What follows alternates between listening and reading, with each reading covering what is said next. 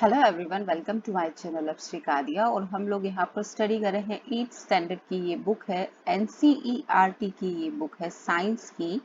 और chapter number 10 उसका आज हम देखने वाले हैं किशोरावस्था की ओर। पहले जो चैप्टर हम पढ़ चुके हैं जिसमें हमने पढ़ा था जंतु किस प्रकार से जनन करते हैं और उनमें किस तरीके से चेंजेस आते हैं। आपने यहाँ पर पढ़ा हुआ है कि जननांगों के विषय में हम पढ़ चुके हैं। कुछ लोग जो जंतु है वो बच्चों को जन्म देते हैं जिन्हें जरायुज कहा जाता है, कुछ अंडों को जन्म देते हैं उन्हें अंडज कहा जाता है। यहाँ पर हम बात करेंगे किशोरावस्था और यौवनारंभ की। किशोरावस्था क्या है कि 10 या 11 साल की आयु के बाद में आप में क्या अचानक एकाएक वृद्धि और तीव्रता आने लगती है। और यह जो वृद्धि है वो साफ दिखाई देती है, शरीर के जो परिवर्तन है आपके वो आपको नजर आने लगते हैं। और ये जो चीज है वो आपको ये फील करवाती है कि अब आप बच्चे नहीं रहे हैं, आप युवा हो चुके हैं, आप युवा अवस्था में कदम रख चुके हैं। जीवन का यह ऐसा अजीब काल है कि इसमें आप न तो बच्चे होते हैं न ही बड़े होते हैं, यानी समझदार आप जिसे हम कह सकते हैं वो नहीं होते। और बाल्यावस्था और युवावस्था के मध्य की अवस्था होती है जिसे सामान्यतः हम क्या कहते हैं, किशोरावस्था यहाँ पर कहते हैं। वृद्धि एक प्राकृतिक प्रक्रम है, जीवन काल की वह अवधि जब शरीर में ऐसे परिवर्तन होते हैं जिसके परिणाम स्वरूप जनन परिपक्वता आती है, वह क्या कहलाती है, किशोरावस्था कहलाती है, जिसे हम एडोलसेंस के नाम से भी जानते हैं। किशोरावस्था लगभग 11 वर्ष की आयु से प्रारंभ होकर 18 तथा 19 वर्ष की आयु तक रहती है, जिसे हम टीनेज या टीन्स या जो टीनेजर्स के नाम से भी इसे जानते हैं। टीनेजर्स मतलब 13 से 18, यानी ये तीन वाला जो पार्ट होता है, 19 वाला जो पार्ट होता है, इसलिए इसे टीन्स कहते हैं, यानी टीनेजर्स भी इनको कहा जाता है। ठीक है, और किशोरों को ही टीनेजर्स कहा जाता है। लड़कियों में जो ये अवस्था है वो लड़कों की अपेक्षा 1 या 2 वर्ष पहले आ जाती है। किशोरावस्था की अवधि जो है वो व्यक्तियों में भिन्न भिन्न होती है। किशोरावस्था के दौरान मनुष्य के शरीर में अनेक परिवर्तन आते हैं। यह परिवर्तन यौनारंभ का संकेत होते हैं। इनमें सबसे महत्वपूर्ण परिवर्तन है लड़के और लड़कियों की जनन क्षमता का विकास होना। किशोर की जनन परिपक्वता के साथ ही यौनारंभ समाप्त हो जाता है। यहाँ पर हम अचानक से देख सकते हैं कि लड़कों में क्या होती है, दाढ़ी मूंछ आ जाती है, और लड़कियों में शारीरिक परिवर्तन यहाँ पर होना शुरू होते हैं। लंबाई में अचानक से परिवर्तन आता है, लंबी अस्थियों तथा हाथ पैर की अस्थियों की लंबाई में वृद्धि हो जाती है और व्यक्ति अपने लंबा हो जाता है, यानी बच्चा जो है वो लंबा हो जाता है।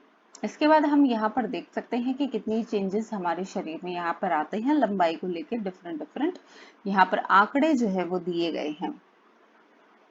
इसके बाद यहाँ पर 18 वर्ष की आयु तक दोनों अपनी अधिकतम लंबाई प्राप्त कर लेते हैं। अलग अलग व्यक्तियों की लंबाई में वृद्धि की दर में भिन्न भिन्न होती है। यहाँ पर मैक्सिमम हाइट आप अपनी किशोरावस्था में प्राप्त कर लेते हैं। और उसमें होता क्या है, इसके बाद बहुत माइनर सा इंच सेंटीमीटर्स में आपकी लंबाई में चेंजेस होते हैं। यद्यपि मैं लंबी हो गई हूँ परंतु शरीर की तुलना में मेरा चेहरा जो है वो बहुत छोटा है, यानी फेस आपका चेंज नहीं होता, आपकी जो मांसपेशियां हैं उनकी लंबाई में परिवर्तन आता है। ठीक है, इनका शरीर जो है वो सुडौल हो जाता है किशोरों का। और किसी व्यक्ति की लंबाई इसके परिवार के किसी न किसी सदस्य के लगभग समान होती है। इसका कारण यह है कि लंबाई जो है वो माता पिता से प्राप्त जीन्स पर निर्भर करती है, आनुवंशिकी पर निर्भर करती है किशोर की लंबाई। यह अस्थियों, पेशियों, शरीर के अन्य भागों को सही ढंग से वृद्धि करने हेतु पर्याप्त पोषण करने में सहायता करता है। आप किशोर की पोषक आवश्यकताओं के विषय में इस अध्याय में आप पढ़ेंगे। शारीरिक आकृति में परिवर्तन।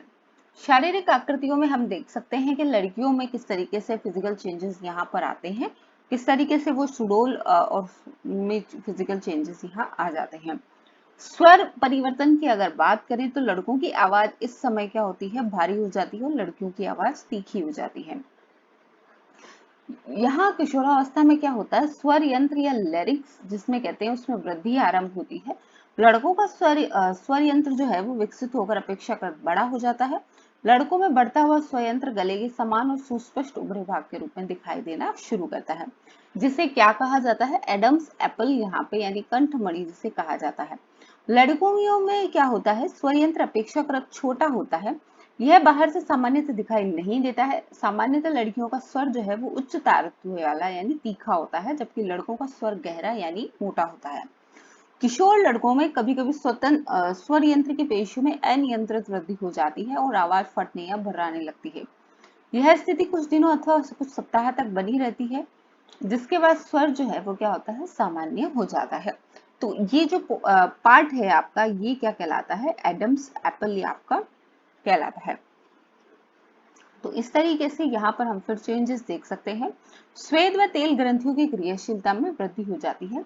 किशोरावस्था में क्या होता है, पसीना और तेल ग्रंथियां बहुत ज्यादा होती है।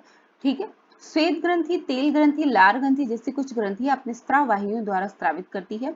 अंतःस्रावी ग्रंथियां हार्मोनों को सीधे रुधिर प्रवाह में निर्मोचित करती है, इसलिए इन्हें नलिका विहीन ग्रंथियां भी कहते हैं।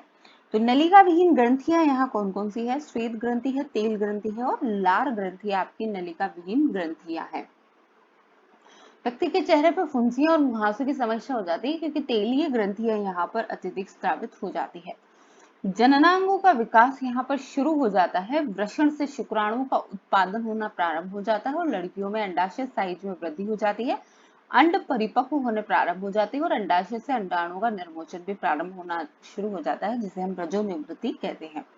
मानसिक, बौद्धिक और संवेदनात्मक परिपक्वता प्रारंभ होना शुरू हो जाता है। किशोरावस्था व्यक्ति के सोचने के ढंग में परिवर्तन की भी अवधि है। पहले की अपेक्षा किशोर अधिक स्वतंत्र और अपने प्रति अधिक सचेत होता है।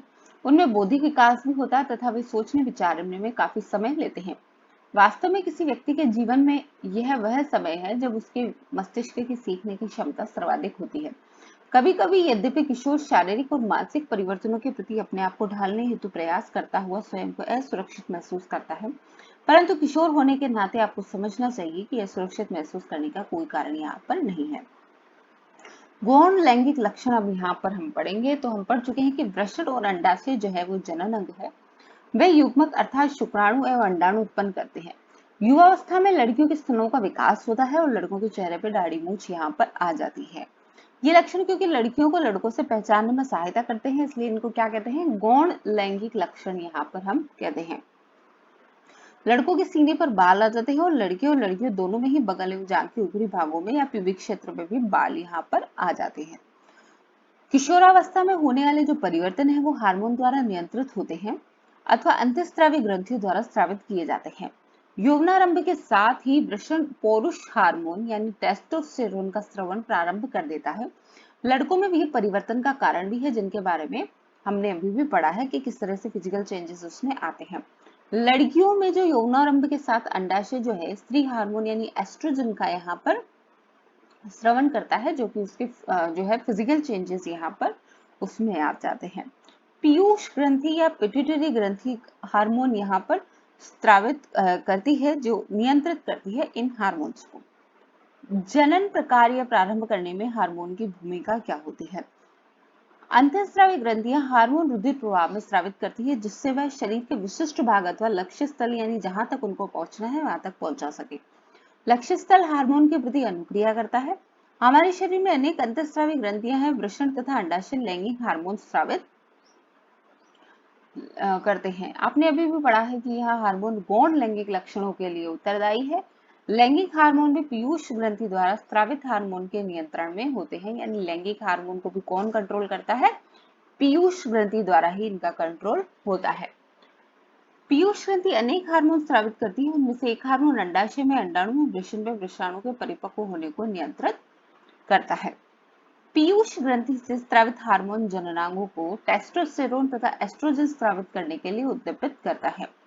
रुधिर प्रवाह में स्रावित किया जाता है यह तथा शरीर के विभिन्न भागों तक पहुंचता है। यौवनारंभ के समय शरीर में परिवर्तनों को उद्दीपित ये चीज करती है। ठीक है, इसके बाद हम देखेंगे मानव में जनन काल की अवधि। जब किशोर के वृषण और अंडाशय युग्मक उत्पादित करने लग जाते हैं, जब वह जनन के योग्य हो जाते हैं। युग्मक की परिपक्वता एवं उत्पादन की क्षमता पुरुषों में स्त्रियों की अपेक्षा अधिक अवधि तक रहती है। स्त्रियों की जो जननावस्था का आरंभ यौवनारंभ यानी 10 से 12 साल की आयु से हो जाता है, जो सामान्यतः 45 से 50 वर्ष की आयु तक चलता है। यौवनारंभ पर अंडाणु परिपक्व होने लगते हैं। अंडाशय में एक अंडाणु परिपक्व होता है तथा लगभग 28 से 30 दिनों के अंतराल पर किसी एक अंडाशय द्वारा निर्मोचित होता है। इस अवधि में गर्भाशय की दीवार मोटी होती है, जिसमें वह अंडाणु के निषेचन के पश्चात युग्मनज को ग्रहण कर सके, जिसके फलस्वरूप गर्भाधारण होता है। यदि अंडाणु का निषेचन नहीं हो पाता है, तब उस स्थिति में अंडाणु तथा गर्भाशय का मोटा स्तर उसकी रुधिर वाहिकाओं सहित निस्तारित हो जाता है इससे स्त्रियों में रक्तस्राव कहते हैं, जिसे ऋतुस्राव या रजोधर्म यहाँ पर कहा जाता है। इसका जो साइकिल पीरियड होता है वो 28 से 30 दिन में एक बार होता है। पहली बार जब ऋतुस्राव होता है यौनारंभ में, तो उसे रजोदर्शन यहाँ पर कहा गया है। लगभग 45 से 50 वर्ष की आयु में ऋतुस्राव होना जो है वो बंद हो जाता है, और इसके बंद होने की प्रक्रिया को रजोनिवृत्ति कहा गया है, जिसे मोनोपोज भी हम कहते हैं। ठीक है, इसके बाद हम देख सकते हैं यहाँ पर नेक्स्ट, ऋतुस्राव चक्र का नियंत्रण हार्मोन के द्वारा होता है। इस चक्र में अंडाणु का परिपक्व होना, इसका निर्मोचन, गर्भाशय की दीवार का मोटा होना, निषेचन न होने की स्थिति में इसका टूटना, ये सब शामिल है। यदि अंडाणु का निषेचन हो जाता है तो यह विभाजन करता है, गर्भाशय के विकास के लिए स्थापित हो जाता है। संतति का लिंग निर्धारण किस प्रकार होता है? यहाँ पर हम देख सकते हैं कि लड़के या लड़की क्या होगा, इस चीज का निर्धारण कैसे होता है। सभी मनुष्य में जो कोशिकाएं होती हैं उनके केंद्रक में 23 गुणसूत्र के जोड़े पाए जाते हैं।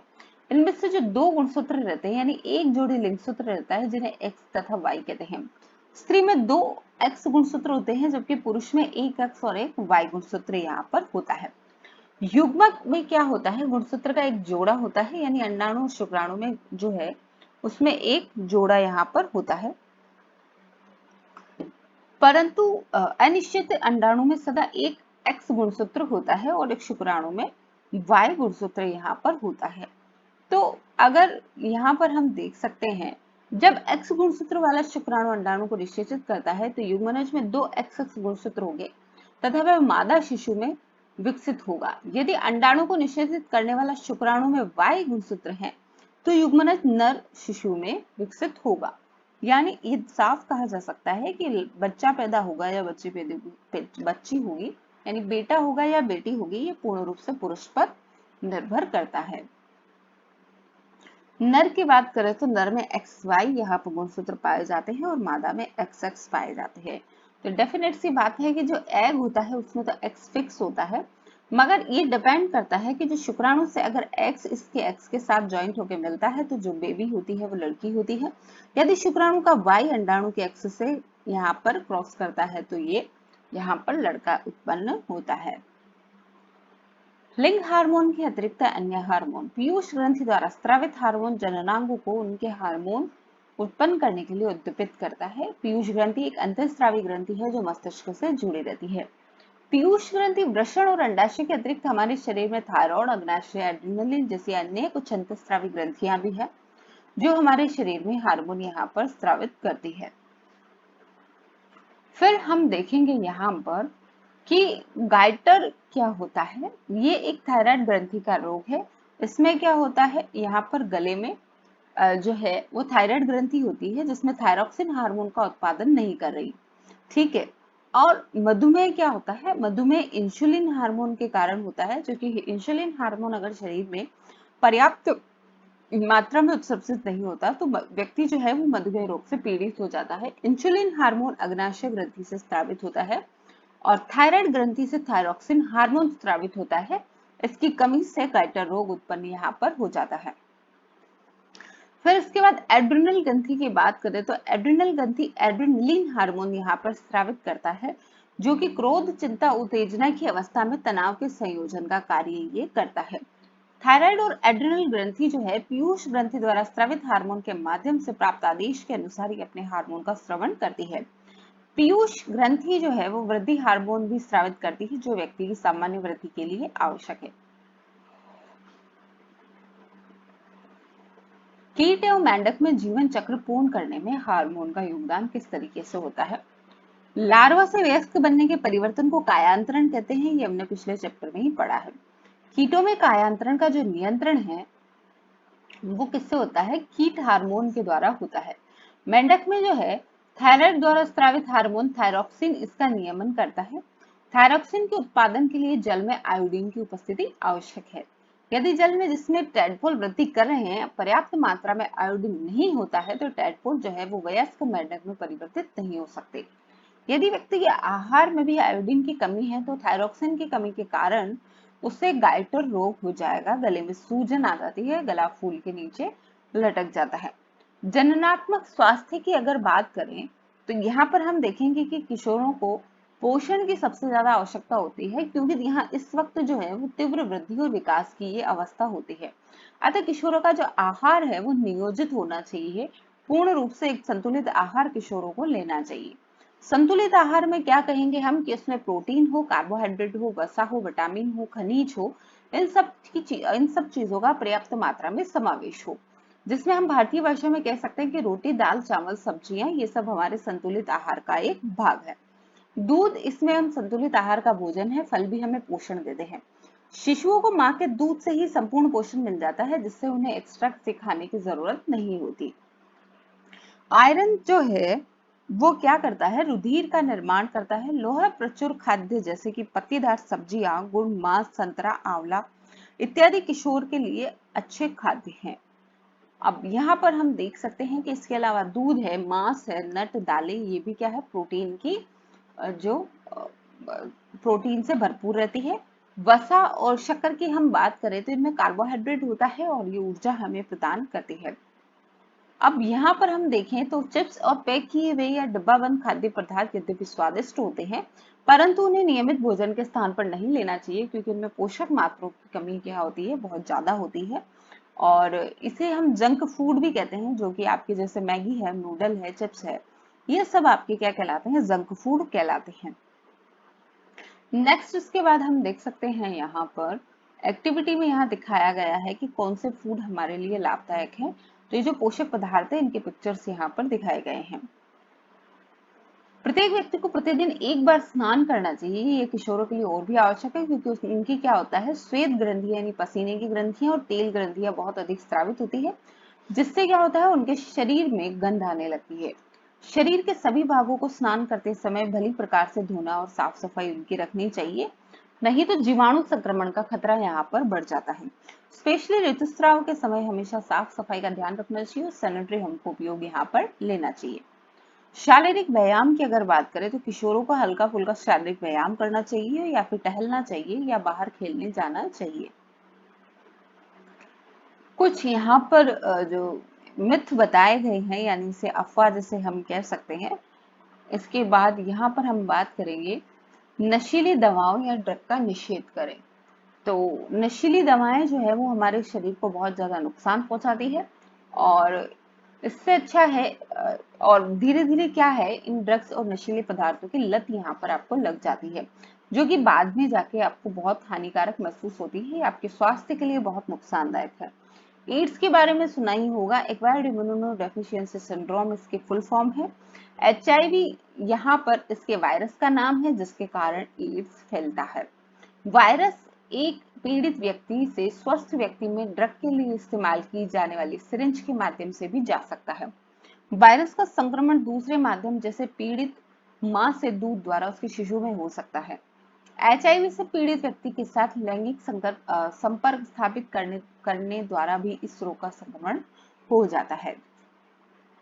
18 वर्ष और लड़कों के लिए 21 वर्ष यहाँ पर कानूनी उम्र है, जो कि विवाह के लिए तय की गई है, क्योंकि ऐसा माना जाता है कि 18 वर्ष की आयु मानसिक और शारीरिक रूप से एक लड़की जो है वो पूर्ण रूप से तैयार होती है, और 21 वर्ष का लड़का भी सामान्य रूप से इसे एक समझदार लड़का कहा जा सकता है। कम उम्र में विवाह होने से स्वास्थ्य संबंधी समस्याएं यहाँ पर उत्पन्न हो जाती है। अब इसके इंपॉर्टेंट फैक्ट हम पढ़ेंगे तो यौनारंभ की होने पर व्यक्ति जनन में सक्षम हो जाता है। 11 वर्ष की आयु से 19 वर्ष की अवधि जो है वो किशोरावस्था कहलाती है। यौनारंभ का जो प्रारंभ होने पर जनन अंगों में वृद्धि होती है तथा शरीर के विभिन्न भागों पर बाल आने लग जाते हैं। लड़कियों में जो स्तन विकास हो जाता है, लड़कों के चेहरे पर दाढ़ी भी छा जाती है। किशोरों में स्वर यंत्र की वृद्धि होने के कारण लड़कों की आवाज मोटी हो जाती है और लड़कियों की आवाज पतली हो जाती है। किशोरावस्था में लंबाई में बहुत अधिक वृद्धि होती है। यौनारंभ और जनन अंगों का परिपक्व होना हार्मोन द्वारा नियंत्रित होता है। हार्मोन अंतःस्रावी ग्रंथियों द्वारा स्रावित पदार्थ है जो रुधिर में सीधे पहुंचते हैं। पीयूष ग्रंथि हार्मोन स्रावित करते हैं, जैसे कि वृद्धि हार्मोन तथा अन्य ग्रंथि प्रसरण, अंडाशय, थायराइड तथा एड्रिनल को हार्मोन स्रावित करने के लिए उद्दीपित करते हैं। अग्नाशय इंसुलिन को, थायराइड थायरोक्सिन को, एड्रिनल एड्रिनलिन हार्मोन को यहाँ पर स्रावित करते हैं। यहाँ पर हम देख सकते हैं कि अग्नाशय से इंसुलिन निकल रहा है, थायराइड से थायरोक्सिन, एड्रिनल से एड्रिनलिन हार्मोन निकल रहा है। नर हार्मोन टेस्टोस्टेरोन है, मादा हार्मोन आपका क्या है, एस्ट्रोजन है। ठीक है, और गर्भाशय की दीवार निषेचित अंडाणु यानी युग्मनज को ग्रहण करने के लिए अपने आप को तैयार करती है। निषेचन न होने की स्थिति में गर्भाशय की दीवार की आंतरिक सतह जो है वो निस्तारित होकर शरीर से बाहर रक्त के साथ प्रवाहित हो जाती है। इसे ही ऋतुस्राव या रजोधर्म हम कहते हैं। अजन्मे शिशु का लिंग निर्धारण इस बात पर निर्भर करता है कि युग्मनज में XX गुणसूत्र है या XY गुणसूत्र है। Y गुणसूत्र जो है उसे उसके पिता से मिलते हैं, अतः लड़का होगा या लड़की, ये पूर्ण रूप से पुरुष पर ही निर्भर करता है। किशोरावस्था में संतुलित आहार करना और व्यक्तिगत स्वच्छता का पालन करना हमारे लिए बहुत महत्वपूर्ण है। किशोर को सचेत रहना चाहिए कि वह क्या खा रहे हैं, क्योंकि उचित भोजन से उनके मस्तिष्क का विकास होता है। शरीर में तीव्र गति से होने वाली वृद्धि के लिए उचित आहार की आवश्यकता होती है। किशोर को हर समय भूख लगती रहती है। किशोर में स्वाद कलिकाएं और भली भांति विकसित हो जाती है। खाने के लिए सचेत की यहाँ पर बात हो रही है, तो शरीर में तीव्र गति से होने वाली वृद्धि के लिए उचित आहार की यहाँ पर आवश्यकता होती है। स्त्री में जनन काल का प्रारंभ उस समय होता है जब उनमें ऋतुस्राव होना प्रारंभ हो जाता है। निम्न में से कौन सा आहार किशोरों के लिए सर्वोचित है? तो चिप्स नूडल केक बेकार है, नूडल्स गलत है, चिप्स गलत है, दाल रोटी चावल आपका सबसे बेस्ट है। एडम्स एप्पल ये आपकी गले में पाई जाती है, पुर्चों में पाई जाती है। जब गौण लैंगिक लक्षण जो कि शरीर में जो चेंजेस होते हैं किशोरावस्था में, वो आपके गौण लैंगिक लक्षण कहलाते हैं। गर्भस्थ शिशु में लिंग निर्धारण XX होगा तो लड़की पैदा होगी, XY होगा तो लड़का होगा, और ये जो Y गुणसूत्र है ये आपको किससे मिलते हैं? पुरुष से यहाँ पर मिलते हैं। एड्रिनल ग्रंथि से एड्रिनलिन हार्मोन स्रावित हो रहा है। ठीक है, मेंढक में लार्वा से वयस्क होने तक का वाला परिवर्तन काया रूपांतरण या कायांतरण कहलाता है। अंतःस्रावी ग्रंथियों द्वारा स्रावित पदार्थ को हार्मोन कहते हैं। किशोरावस्था को कहा जाता है, भाई युवावस्था भी कह सकते हैं, टीनेजर भी कह सकते हैं, टीनेज भी हम इसे कह सकते हैं। अंतःस्रावी ग्रंथि का दूसरा नाम क्या है? अंतःस्रावी ग्रंथि का दूसरा नाम क्या है? अंतःस्रावी ग्रंथि का दूसरा नाम, स्वर पैदा करने वाला यंत्र आपका स्वर यंत्र कहलाता है। स्त्री हार्मोन आपका कौन सा है? एस्ट्रोजन। एस्ट्रोजन आपका स्त्री हार्मोन है। ठीक है, यहां पर